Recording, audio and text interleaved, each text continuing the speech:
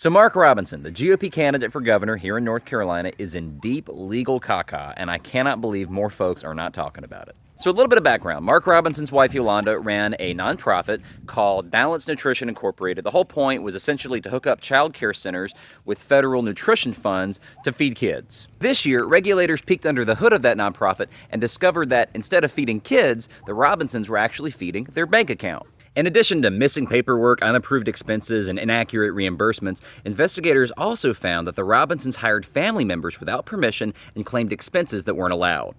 One of the cool things we've learned is that back in April of 2020, Balanced Nutrition got a $28,000 government pandemic relief loan. Around that same time, Robinson's wife reported a salary increase of $30,000.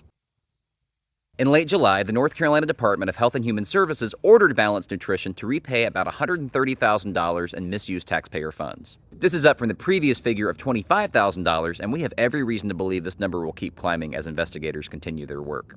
Long story short, Mark Robinson and his family enriched themselves on the taxpayer dime, and now the dude who used North Carolinians as his personal cash cow wants to be our governor. For more Tar Heel politics in a shot glass, catch the Hometown Holler podcast on Spotify, Apple Podcast, and YouTube. Subscribe, and don't forget to leave us those 5 stars.